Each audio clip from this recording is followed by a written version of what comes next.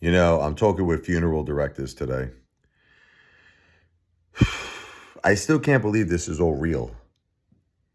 I can't. I know you're probably like, hey, Father, Richie, you got to accept it. You got to accept things. It's hard.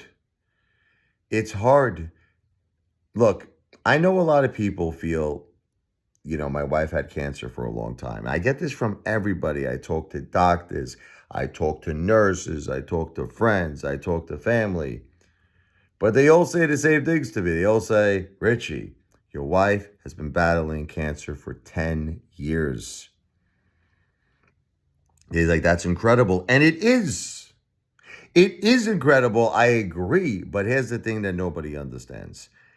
In those 10 years, you wouldn't even know my wife had cancer. You wouldn't even know it. She was a warrior. She was a tank. Like, I even question myself. I'm not even kidding you. Sometimes I think maybe someone made a mistake. This girl doesn't really have cancer because she was so strong. She was so powerful. Like, whenever she had a little treatment or something had to happen, she'd go to the hospital, whatever it is, get her treatment, fully recovers, comes home. And then she's there for the family, powerful, walking, talking, eating, all the things that she recently lost in this last month of her life, all the abilities that she once had. And it's just incredible to me how fast it could happen. It's sick. Like I said, all right, did she get news that the cancer spread in November? The answer to that question is yes. Okay, yes.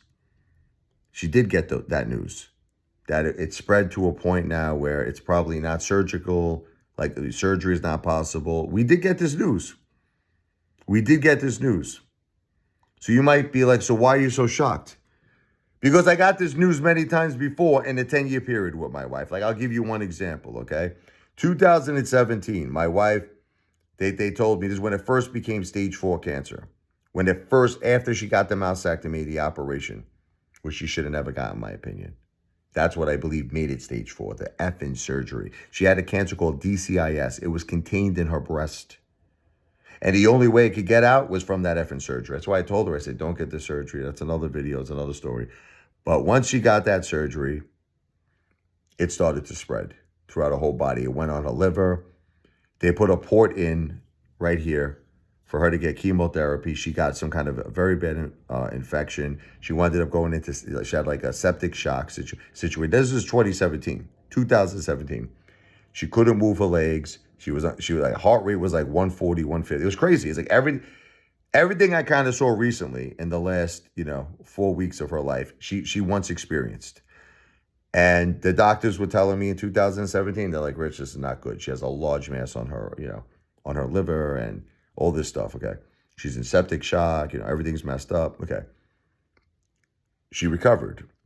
It's also a lot of people's opinion in the family, it's my opinion too, that her mother, Linda, saved her. Her mother, out of nowhere, very similar to Jennifer, she got acute leukemia. And she was totally healthy, her mother, totally okay, totally healthy, and passed away within a 3-week period. It was so crazy. And the thing is, at the same time that her mom passed away, Jennifer made a full recovery, like a miraculous recovery. It was like a miracle. And I'm talking about the time when she had the cancer on the liver, like they gave her treatment, chemo, she responded very well to it. She made a miraculous recovery. So that's why, and it's not the first time. Like there was another time, 2024, she had to get brain surgery. And I remember talking to the surgeon's assistant, and they were giving us, this guy's name was Miguel. He was giving us all these crazy things that could happen. Oh, she could have a stroke, she could have seizures, bleeding, all this crazy shit that could happen for the brain surgery. She got out in one day. Nobody believed me. It's the truth. She had brain surgery. They only took out one tumor. That I didn't understand why they didn't take out 3 tumors. She had 3 tumors, but they took out one. She was out the next day. She was at Outback Steakhouse with me and the kids eating. And she regained her memory from that surgery, and she was doing great. That's what I'm saying. I have so much experience in these last 10 years with my wife of her fighting and always winning. But this last particular time, it hit her really, really hard, man. I wasn't prepared for it, okay? I'm sorry. You might say, why weren't you prepared? I don't know. Maybe because she always recovered. Maybe because I always felt like she was at home. I was giving her turmeric. And you know what she was telling me? She was telling me all the pain. This is recent now. This is like before she went to the hospital. She's like, all the pain's gone. She's like, the turmeric is helping me. She says, I feel great. I feel great. I started maybe getting delusional. I was starting to believe, is it possible that the turmeric is really helping her? I don't know. I still can't really figure out how all of this happened. It happened so quickly, so sudden, so fast. And now I'm faced with that I have to pay for her funeral expenses. And I'm still kind of trying to even figure out which way I want to go. Cremation, mausoleum. I'm just trying to figure out things. And I'm just trying my best to raise money. And she was the most beautiful mother, man. Oh, you have no idea. What a beautiful, beautiful person Jennifer was. The greatest best friend, greatest wife. This is the hardest, most difficult loss of my life and my children, our children. Sophia's only 11 years old, her daughter, our daughter. Michael's only 14. This is terrible. Now, granted, she worked at 9/11, and this is all due through 9/11, but the Crazy Victims Compensation Fund, you would think they would pay for all these services. They don't. They don't even pay. They say, we reimburse you. I always assumed that because she was a part of 9/11, that they would pay for it. They don't. They don't. They just reimburse you. So I'm stuck right now that I have to lay out all this money up front. And I'm kindly, graciously just asking if anybody has the good heart to please read the description of this video.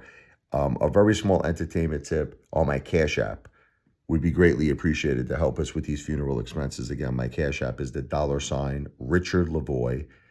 It's spelled the $RichArD.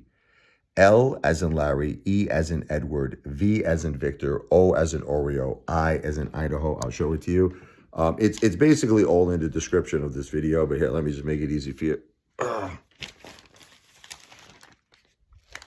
That's my Cash App right there. The $ RichardLevoi. There's no space, no underscore in between my first and last name. It's the $RichArD. L-E, V as in Victor, O-I. I know a lot of people ask me, how much do you want to raise? Listen, it all depends. If I could raise it a good amount, I could get her probably a mausoleum. I could do something very nice. But the thing is that time is of the essence. Time is of the essence. I don't really have a lot of time. I have to kind of move quickly. My wife is in a morgue. My wife passed away. And as we're speaking, she's in a morgue. Gotta make this happen soon. So God bless you for your consideration. God bless you and your family, and cherish your family. Listen to me. Cherish your family each and every day. Trust me. Cherish them, because when you lose the most important person in your life, oh, believe me, the hurt is so tremendous. This is the most tremendous hurt and heartbreak I've ever experienced in my life. Please read the description of this video for more information on how you could help. And remember, anyone who does a Cash App, a very small one on my Cash App, I'm going to do a beautiful song called the Thank You Song for you on the piano. All right? To celebrate your good deed and celebrate my wife's life. God bless you.